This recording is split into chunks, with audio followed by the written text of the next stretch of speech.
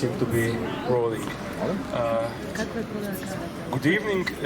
So nice to have you here in this chilly night. It's been very warm day. It must have been around 30 degrees, but now it's freezing. So right in the freezing. You're welcome. It's an honor and it's a pleasure to have Kristin Hersh here with us tonight. We won't be wasting your time in presenting her since you're here.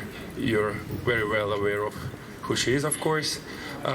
You just flew in, that's your first tea, and are you tired? Are you fine? I'm fine. It's a pleasure to be here. Pleasure having you here. Just a short, semi-technical note. We are very aware that there are some die-hard fans in the audience, so we kind of structured this evening with a very loose fourth wall. Feel free to interrupt, to ask questions. We're just gonna be rolling as a conversational community. So of course, in the end, you will be asked to pose questions in case you have them, but feel free to interrupt us. I like that. That's nice. Okay, you just flew in, you're right on stage. Tomorrow night you're gonna be on stage with your guitar on in Motora Club. You've been touring the UK for the past month. You just mentioned that you're gonna be starting with your new US tour, in a couple of days. And it's been like that more or less for decades. Yeah. That brought me to a bit earlier book of yours with striking and sad and interesting title in many ways, very intimate title, Don't Suck, Don't Die, which is kind of dedication to a friend, but also a touring book. It's it is, yeah. Thank you for knowing that. With Vicky, you've been on tour on and off for more or less 10 years. Yeah. What does it mean to be on tour for 10 years? How can men tell a tour from life? That's a good question. I started my band when I was 14. And it took about 5 years for us to develop to the point where we were recording. And that means that you're suddenly on a touring circuit that doesn't ever end if you're lucky. And you don't feel lucky very often when you're on the road. But that's probably a good thing. I know there are some spoiled musicians in this world, but I'm not one of them. And so we haul our gear, and we go hungry, and we stay dirty, and we feel very lucky. And you find out how little you want, and then how little you need. And when Vic Chestnut and I were touring, we found that out together. It was useful. My first touring partner was the Pixies, Throwing Muses and the Pixies.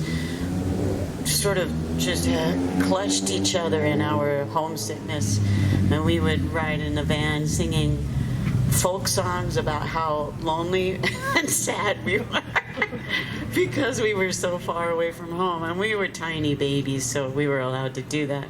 But when Vic and I toured, it was a good 10 years of trying to find out what it means to be either leaping into the sky or finding a hearth, and how you tend to see that as a physical reality until you break through that wall and you're homeless, and that means you have to be home everywhere. And it sounds really lame, but your only home is what you have to offer, and we had music to offer.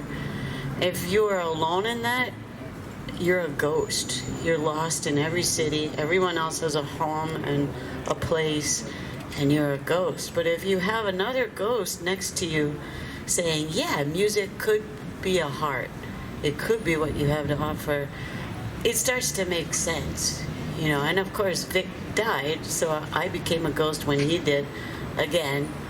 And now I have to build that back up with my bandmates, like Freddie, who's on tour with me. And only because the language we speak, a sonic vocabulary, is universal and therefore hard to find. But could you say you kind of form a sort of a family of ghosts with all those people in this hotel rooms, in these sound checks, with these guys that you spend like this beautiful and hard and complicated travels and decades and months with, like, especially with this man who kind of so bravely yelled that he was a coward. Yes, exactly. His strength was in shouting that he was afraid, which was masked by his desire to be an asshole, which he wasn't. Like, it's bad enough to be born one, but then to not even be able to pull it off, that's super sad. But you mentioned that when you were starting, that you were like tiny babies, you were really young, you were just kids, as Patti Smith would put it. Like, but how did it all start? I mean, you had a really interesting, like, kind of growing up in this sort of a hippie commune with your parents and, like... Yeah, that was stupid.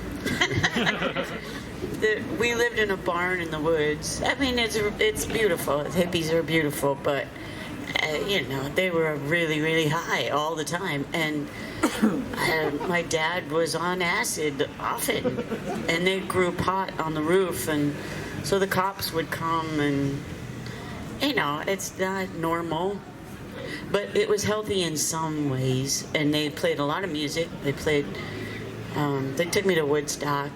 If they weren't playing records, they were playing guitar, and that's informative.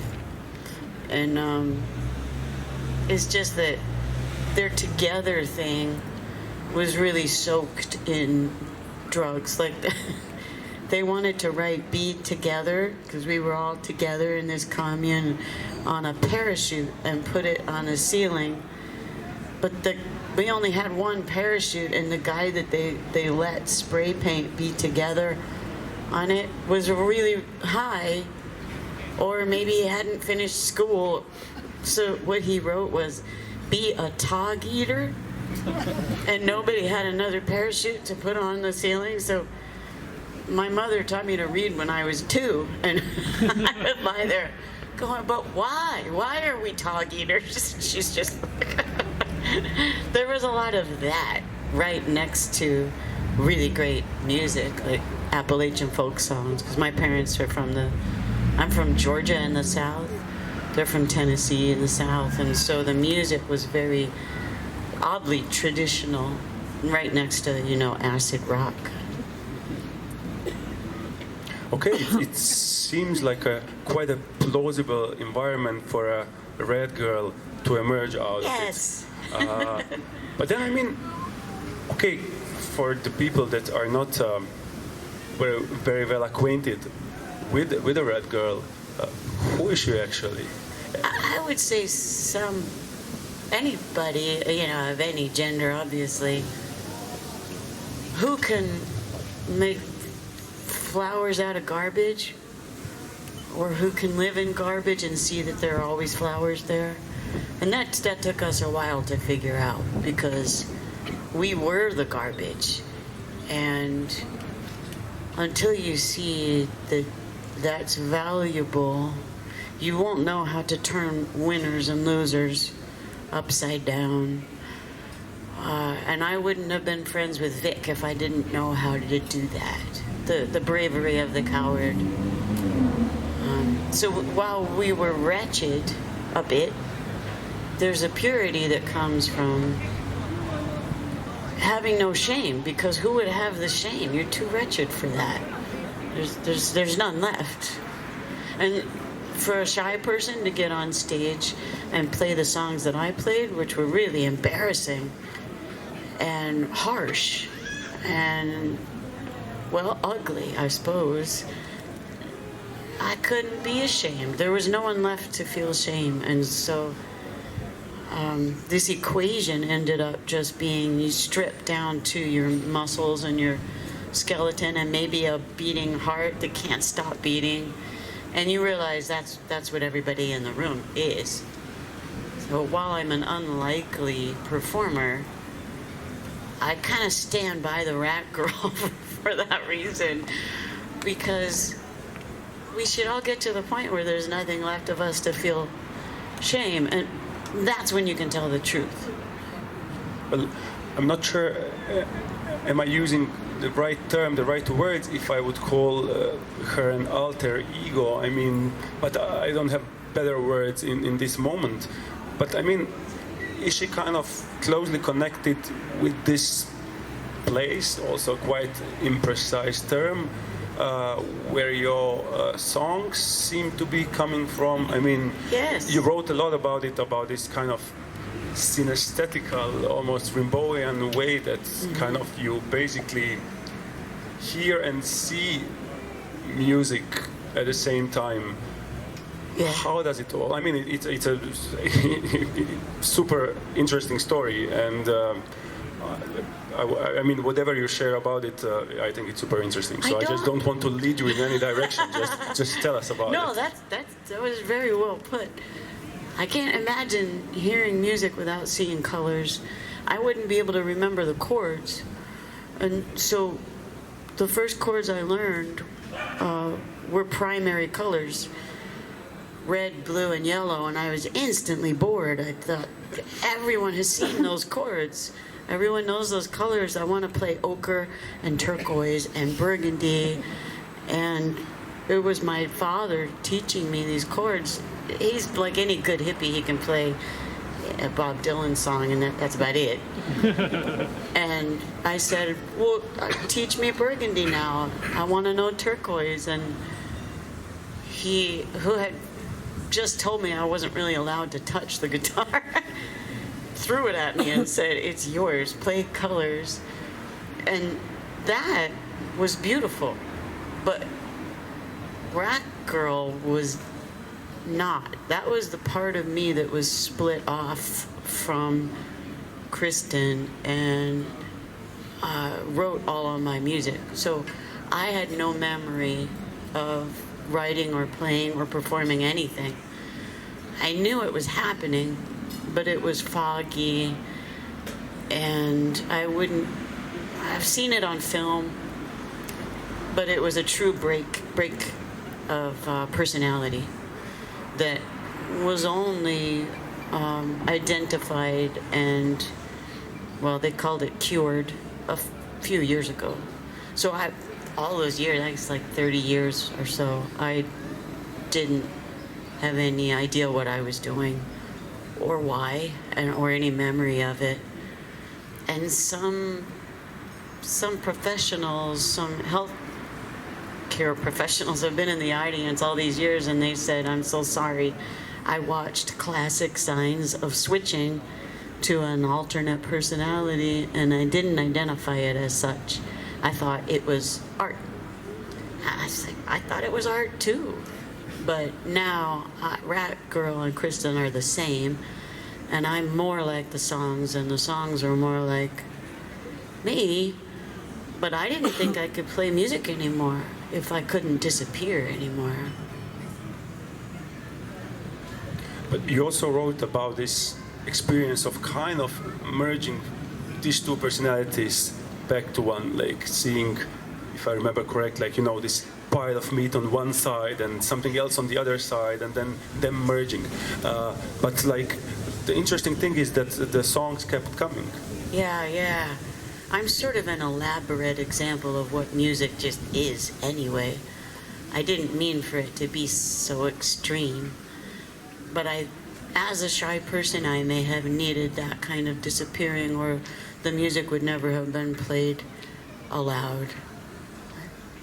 I wrote it down because I can't remember anything, like, because you kind of identified it, music with a mania somewhere, and yeah. I mean, you said something like, okay, like wanting to learn everything and live everything is a mania, and music is mania, like, yeah. I mean, but isn't it a beautiful mania? Yes. How could we live without that mania? I don't call it a mental illness. I think life is extreme. And if you've lived that, they say, no, it's going to be okay. Let's soften the edges. And we do that for each other. We do that for people we love. It's just that we tend to give people a lot of drugs to soften the edges, and that doesn't feed music very well.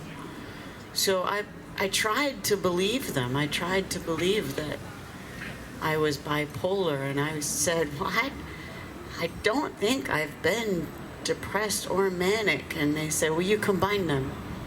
It's like, well, how is that bipolar? And what they mean is, you're hurting. I want to help you. And fair enough, but it didn't help. And I think that's true of a lot of musicians or anyone who lives those extreme moments. And it turns out that my issue was one that is not actually termed a mental illness, but is more akin to the shell shock of soldiers at war and a trauma response that is actually healthy if it keeps you alive. It can't last forever. You can't be two people forever. It falls apart. But especially now, when, so to say, you are consciously creating your music with an intention. Like, what does it feed it now? Well, I don't actually consciously do it. I just know it now. And all those years of going into the studio and disappearing, like, I don't blink when it happens. So that was creepy. And it was creepy that I didn't remember it. So the engineers I would work with, my bandmates, they were used to it, but they would admit, like, yeah, you're a weirdo. Like, you shouldn't be doing that. And now that I don't do that, they're more afraid. They're more creeped out. I walk in and I just know the song because it's in my hands. And if you know how a lie feels, you can't sing one. So it's in my voice too. And I don't really call what I do singing, but whatever it is, it's not lying. But it's just sitting there already. And that freaks them out even more. So I don't know what to tell them, except that, yeah, music is fucking freaky. Anything real is freaky. But I personally find it like tremendously brave that you actually, it's all in your books. Like, you wrote about it a lot. Like, were you afraid? I mean, were you afraid of the process of putting it out, of giving it a shape? Like, and I mean, then apart from that, like, of this internal struggle of giving something that is very ours and very vague in a way. I mean, you know it all your life, but now you got to structure it in words. I mean, that's the first part of the question, and then were you kind of afraid, or maybe it's the wrong word, but in a way ashamed of to put it out? Yeah, like, yeah. It's just out there. Well, I mean, if we're smart, I'm not smart enough. I wrote my first book, and for 2 years it was clever. And I hate clever. I think clever is so wrong, so misguided. I can be cerebral, but when your work is reductive in any way, as a response to any passion, then your mind is interfering. You're a step away. It's dry. 2 whole years it was clever. It's so gross. And then it found its voice, and I just followed it for 2 years. And that's when I realized anything can be music. Not just any medium, but any moment.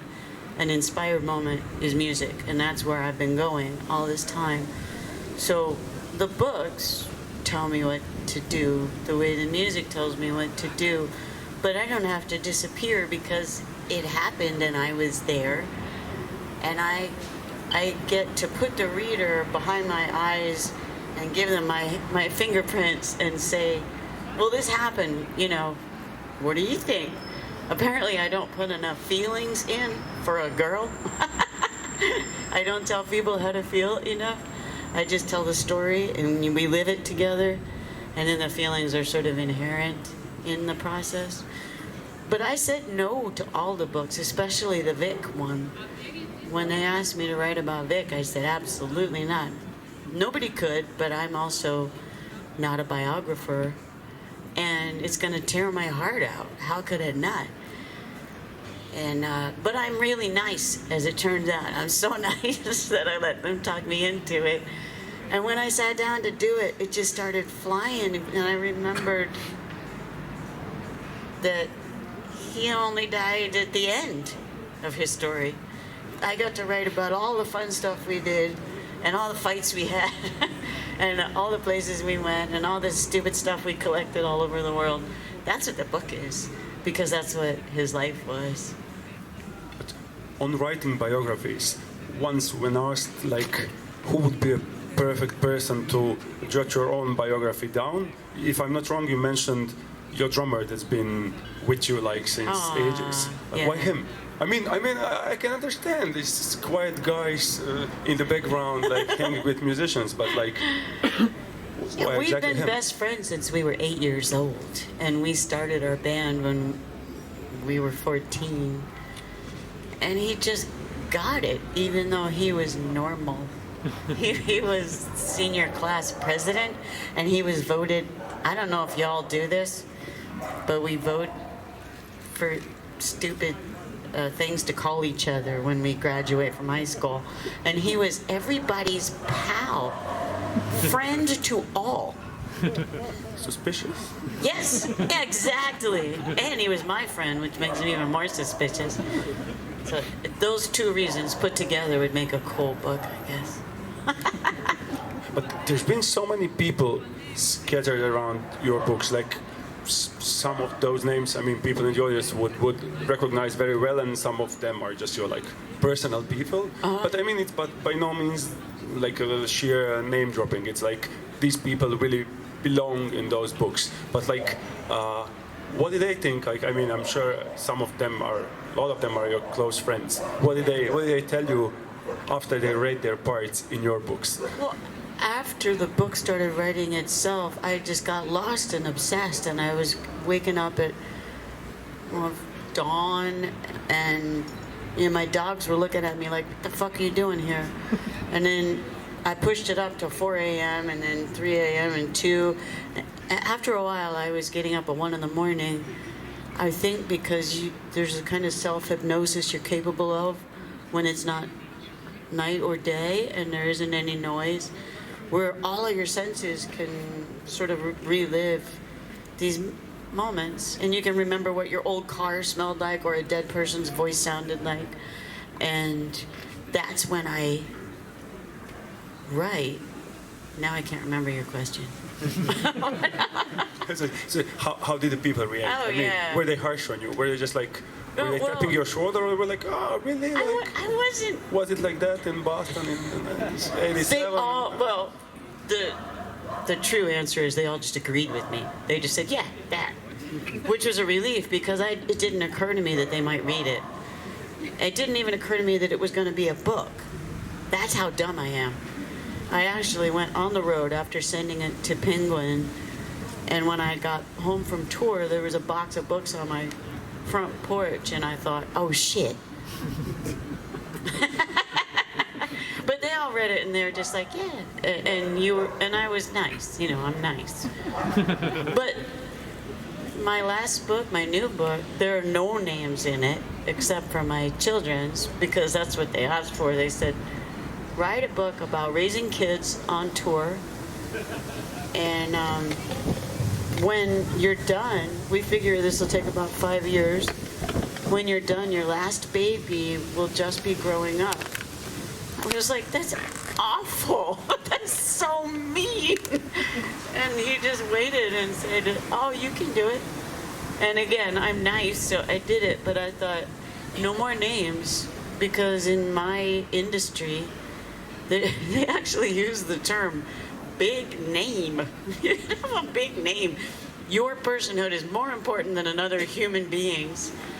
And I take such issue with that I wrote a whole book with no names in it, which as a device you might think would be frustrating, but it was actually very useful in dialogue to show at this juncture, it doesn't matter who is speaking. It doesn't matter who is moving. We're in it together, which I really loved. I mean, Conan O'Brien's a little recognizable, I guess.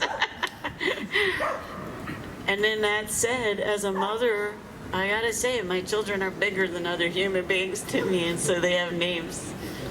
That was just supposed to be my copula to Seeing Sideways, to the last book, because, like, I mean, it's, from my point of view, it's like it's a gigantic achievement by itself. Like, Thank you. Raising 4 kids, like, within these circumstances, being on the road all the time and so on. I mean, you have 4 sons. They make 4 chapters. Yeah. In this book, the chapters are named upon your sons, and I mean, in a way, the book is kind of driven through these 4 voices, 4 different tunes in a way. I don't know, like, or murmurs, or I don't know. But what did it bring for you, this kind of 4-piece structure? I mean, also in a way, a structure of your life. It was crazy to see how much foreshadowing a life has. How many concurrent images will thematically bring storylines together. Lives are crazy that way. You know, we don't imitate movies. Movies imitate us. We don't imitate books. Books imitate us. And to try to structure, to see the chessboard from above with all the respect I feel for these 4 human beings, it became elaborately differentiated so that each son's voice determined the tone, the color, the texture of the section. And of course, you don't know them, so I'm assuming that means they are at play aesthetically, that they are pieces of art themselves that are going to determine pieces of art. It was very moving. As a process, at the end, I realized it doesn't matter if nobody reads it. If you're working with 30 years of your life, you get to take out all the boring stuff. So it makes my life look insane. But at the end of the writing process, the baby was just turning 18. And I realized, holy shit, my life was insane. Like, all lives are insane. Like, okay, maybe just out of blue, but like, I was just thinking about this book, and I wanted to ask, do you see a lot of, do you see, like, in your daily life, a lot of movies? Because, like, sometimes, like, you have, like, some very specific film references inside, but the question went to the direction of your descriptions. Because these kind of descriptive passages in the book, I see them extremely filmical, and somehow I see them as like a, you know, southern to Midwestian films. Like, they bring very kind of particular and very filmy scenes. Yeah, it's cinematic. Cinematic. I used the image of 30s movies, black and white 30s movies, because that's all I was watching. And I adore them. I like this time with a purity of vision that is very anti-big money, pro-nature.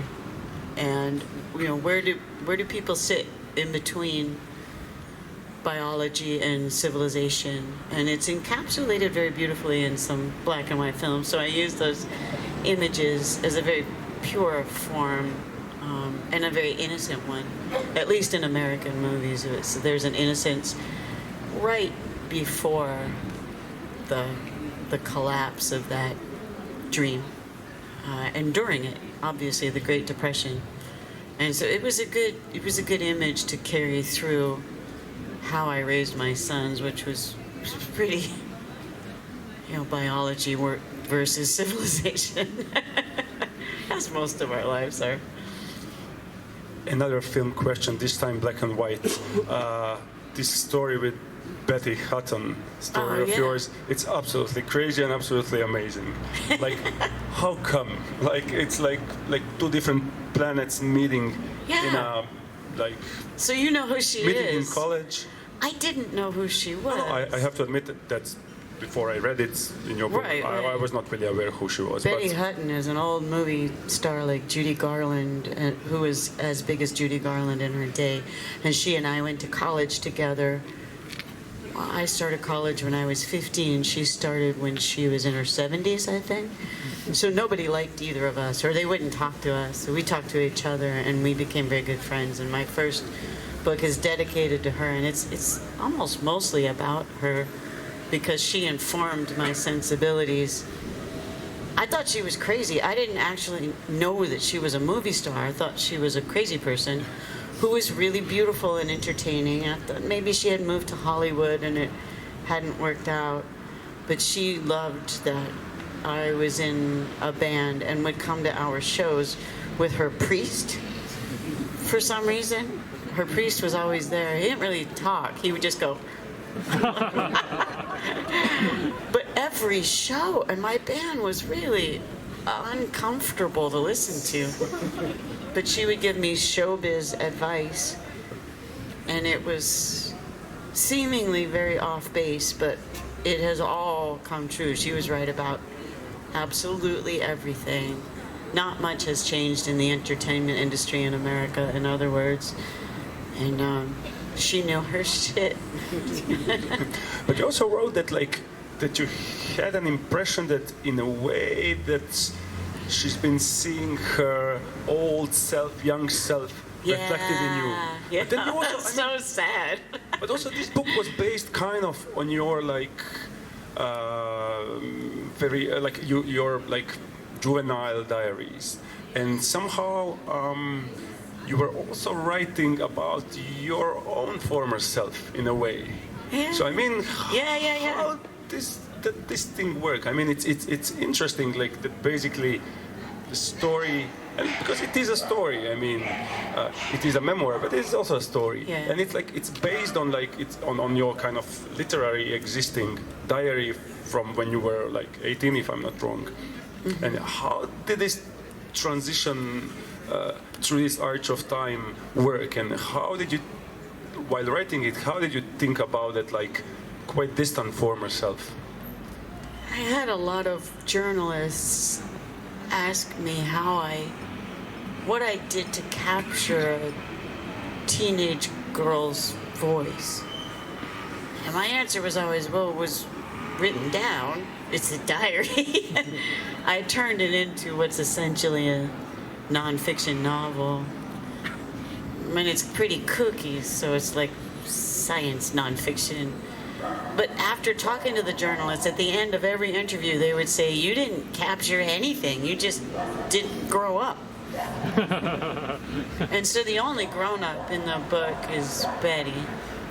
And then I think with the new book, I think I did grow up. It's just very recent, since I wrote the first one. It's a different voice, for sure. Maybe to jump a bit to a completely different topic. You were one of the pioneers of, I don't know how to call it, self-managed music, sort of a DIY 2.0. You kind of ditched the music industry. You seem to be very dissatisfied with the modus operandi of the music industry. Yeah. You took the things in your hands, and you formed a label quite early, and then you started to develop different forms of kind of crowd-funded or fan-funded publishing ventures and so on. It wouldn't be a fair question. What do you have against the publishing industry? This rant could probably last forever from all of us. But how come? And I mean, how did you decide to do that? How were you satisfied at the time when you began with this? I was moved to play music because of passion, not because of the music industry. So once that spine has been shaken, you don't forget. And when you see the facsimile that is sold in the industry, you dismiss it. And I had done this in a pretty healthy way. As a teenager, I dismissed it. But then the industry comes at you and tells you, well, you won't work unless you play our game. We're the only game in town. And I thought, well, if you want me, then you can't be that bad, because what I do is pretty unattractive and it's pretty passionate and it's not playing by your rules. So if you're going to allow for new rules in this old game, okay. And that's not their deal. Their deal is sexist product over humanist passion. And so I said no, and they don't let you say no. I said, you're gonna have to let me go. I won't work for you. It's the wrong thing to do. You know I'm not gonna Barbie and call it art. You got millions of people who are doing that already. And they said, yeah, and there are millions in line behind you waiting to do what you want. I'm like, great, work with them. And they said, no, we're not gonna let you go. We only sign them because we have you. So I was in music jail, and they buried me. They wouldn't sell our records. They wouldn't send them to record stores. They had me in debt for $800,000 personally because they didn't sell our records, and they said, oh, I owed them that money. And it is what it is. You know, Prince was on my label. We talked about it. It was the same time. He said, we'll fight this and we'll win it. And I'm thinking, well, yeah, you will. You're a multi-millionaire and you're a dude. But I did win, because what I did ultimately was trade my first solo record for My Freedom, and it's always been their record. I never made a penny off of any of my records, so I wasn't giving up money. It was just a little, you know, when they don't give you a choice, then you know you're doing the right thing. So it was okay. And I don't think there were any individuals that I would blame, which is also very touching. It was the corporate beehive, not the bees within, that were doing such damage to music and to women and to listeners. And so I left them with their fashion game, and I began to try to solve the problem. And I only did it with the help of listeners who have actually paid my studio costs and bought me guitars. I don't ask more than that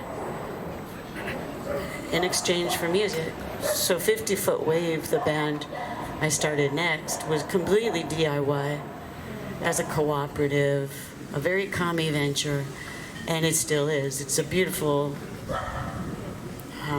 but not rigid, foray into what it means to take back the business. So it was only very recently that I thought, you know what? I'm not leaving. You leave. This is going to be a new music business. And there are great record companies, there are great radio stations, there are great record stores, there are great musicians. We are taking it back, but you have to be anti-attention. And that's a really tough game for a capitalist mindset to play. They hear anti-attention, they fall in love, and they say, let's put anti-attention in magazines, let's put anti-attention on radio, let's put anti-attention on TV. And I'm like, no. And it can't be about money, and obviously that's difficult for a capitalist mindset. But we're working, and we're making music, and we're now working with a great record company, of which there are hundreds, people who care, because I no longer have to earmark listener funds for production, distribution, and promotion. So it's now a symbiotic relationship with a record company instead of an antagonistic one. And that's really all I got. I don't know if I'll be working next year, but we've been able to troubleshoot and problem solve for the last 10 years to the point where I get to be here tonight, which is such an honor. So Ian McKay was always right. Before we opened the mic to the audience, I was trying to avoid music as much as possible, but since tomorrow you're going to be performing in Močvara Club, and I mean, you've been prolific, like your record catalog is like impressive. You have too many It's records. impressive. No, I mean, why too many? What are we going to be hearing tomorrow?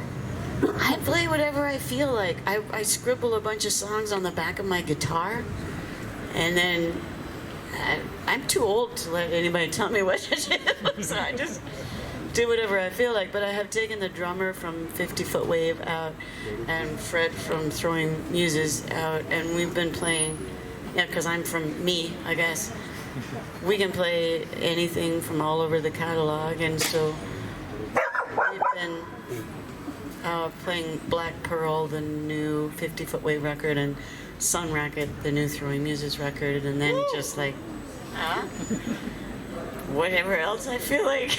I guess I don't let anybody tell me what to do. Okay, amazing and impressive that you can just skim through the catalog and swim through it. Well, I don't really take requests. That would be amazing and impressive. I have to actually know the song or I won't play it. Maybe it's time for questions to be heard. You don't have to have any questions. I mean, of course, but yeah, I see some hands. I have two actually, but let's begin with the first one. I was thinking, when do you get to? No, that's fine. I think that everybody hears. Just scream. Yeah, it's difficult for me. But when do you get time to read? To read? Yeah. That's a very good question. I travel a lot, and I actually, the guys at airport security make fun of me because my luggage, which should be like clothing, is all books. They say, "Have you heard of Kindle?" I'm like, "Yeah, but I like books." I read and write on airplanes and in vans. There isn't much time to eat or sleep, but I do get to read. And I had another question, which is when you mentioned the music, that it's the bones and then you get back to, you strip down to the bones and to the muscles and to the heart. It's kind of a description that any writer would use when writing. So I was wondering whether the process, the way you describe the process of writing and the process of making music are different. But is it also for you getting naked or not when you write? And how is it different? It's there's a little more fingerprint to it. Like if we are animating ourselves, keeping them from flying apart, it's our soul or whatever that will is that's keeping us here. It's here for a reason. We can't buy into the material plane more than we already do, but we're here with our fingerprints. And the prose, just very prose poetic to the point of sort of baffling to some people. Like the peer reviewers of this new book seemed utterly lost. It's like, where are we? I need to know cities. I need to know what time it is. I need to know who's talking. And it's not Finnegan's Wake. Why do you need that? And it's not a difficult book. So we ended up conversing a bit about what that means. Like, I'm talking about senses and the days that happen when you're in a body. This is a story. That's what a story is. There's really no other definition. And yeah, there's some bloody hearts maybe in everybody's story and in this one. But I think what they meant was, by difficult, they meant uncomfortable. They meant pain. And there's only some pain in it. We've gotten to a point where we can no longer accept that. We can't sit in it. And music is an easier way to do that.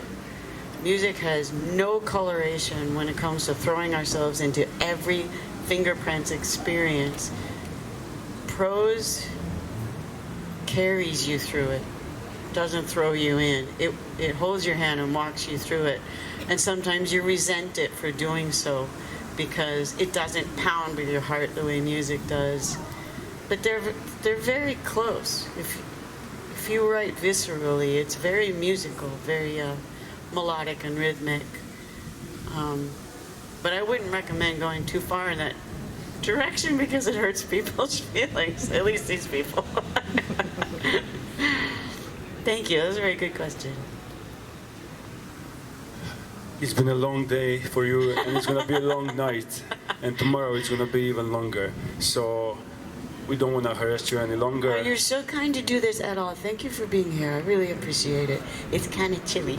You're not dressed well. Yeah. I never have. Yeah.